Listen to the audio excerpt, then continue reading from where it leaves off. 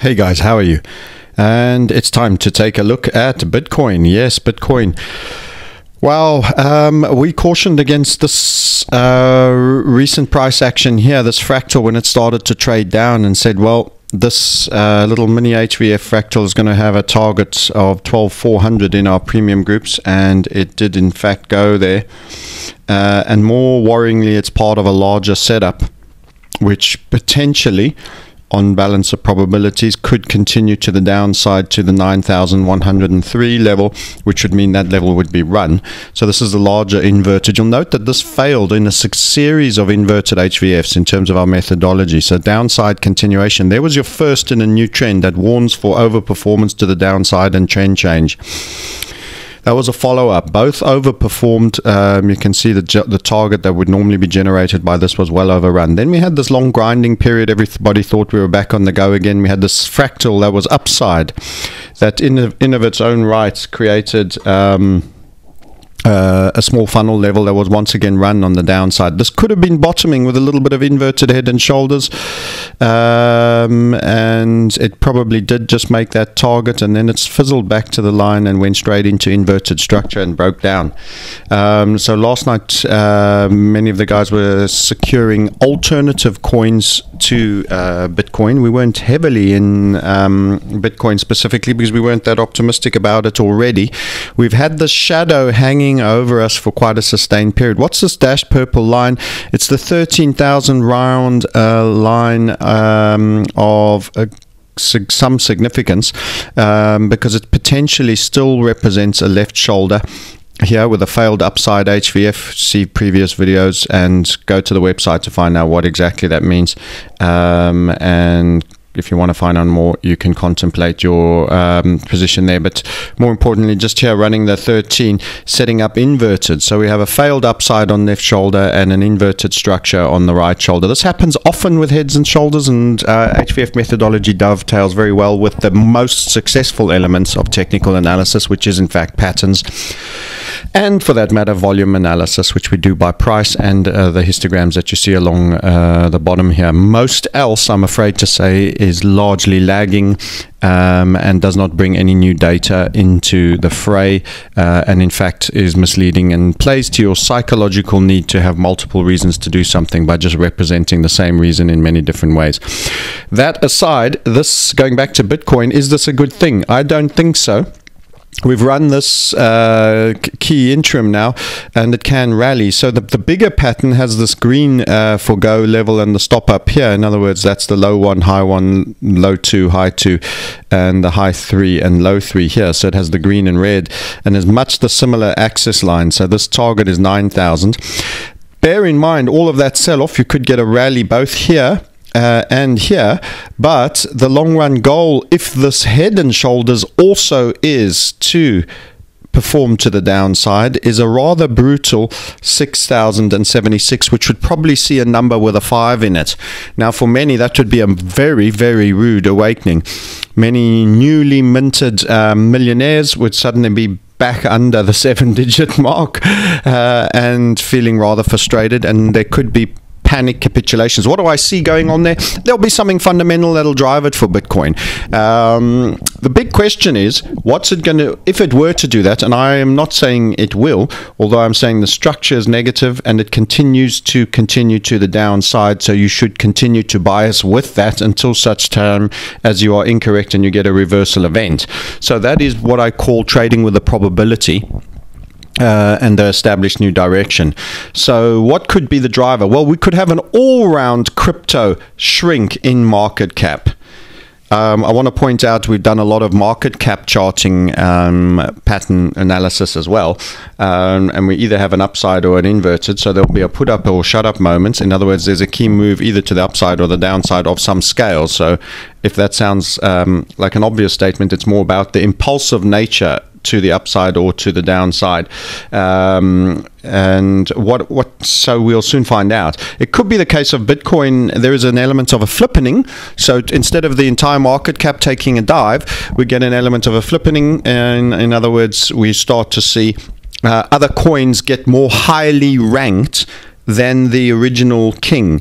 Many people have said it'll never happen and long live the king, and in most instances so far they have broadly been right, but we've had a strong H2 after that the alts were the bosses in the first half of the year, so we could be going back to that. The percentage of Bitcoin right now has been dribbling from 60s. It fought its way back to close to 60s, and then it's been dribbling down to what is sub 40 now.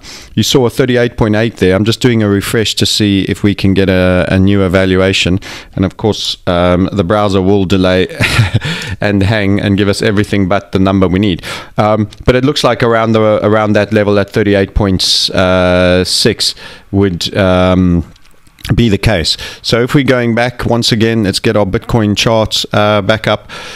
You can still get a rally from here, but that doesn't mean that's over. At what point does this inverted invalidate? The first cautionary of an invalidation will be at the 14.568. So once again, the lovely thing about HVF method is there's a point at which you accept the original hypothesis no longer holds, and you let the market determine it. It's not about being right or wrong. It's about setting levels and saying, when the market trips that wire, I'm that, and when it trips that wire, I'm this.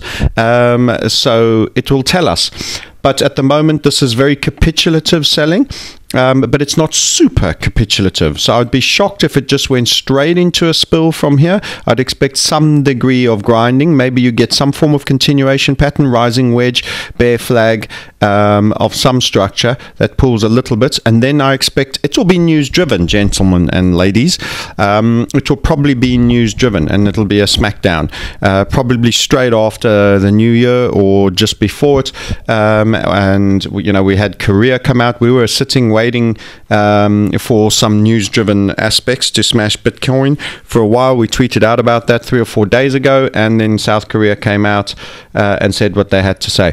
And also there's been some talk about Poloniex and other exchanges all collecting data for American IRS service, and you're going to have to do X, Y, and Z, and the whole government wanting its slice of extraction fee and tertiary extraction, and punish you for succeeding fees.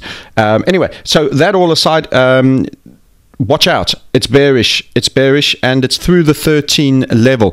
Remember, think also about necklines in a more zonal way. I've taken a picture of this, I think, over here, and on the smaller scale, you need to just think of it more in a zonal manner. I'll use a highlighter. It's the 13,000 level, but usually they typically just run. So you're it's something like that. So it'll toy with it. Return move. You often get a return move to a key round number that is just run. You note how we paused on it, just ran it, paused, structure bouncing around this interim, and then the spill, and then you often get a reaction that might come up, but this time it's coming from the downside up and it gets resisted. So that's your classic technical analysis theory, which remains very valid to this day, of support turning into a resistance at a key level. Just for your interest and notice, we had a bit of work done on UDA, and had you hodled into UDA during the same period, that's what you might have got, and it given some awesome HVFs along the way. And in fact, around here we were looking at it, at getting in fact, I might be able to show you something from our WhatsApp Trade Leaders group. Here we go. What have we got here?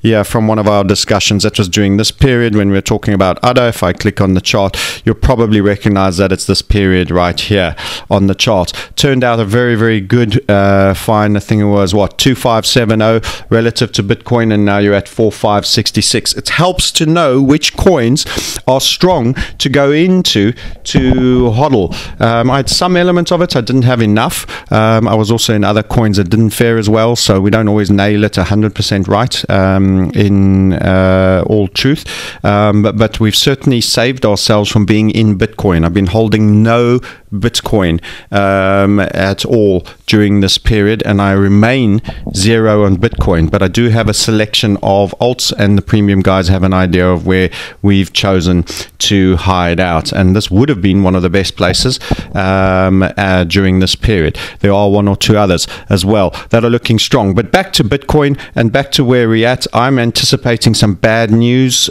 for it, or some good news at some of the others. We have highlighted Ripple in other YouTubes.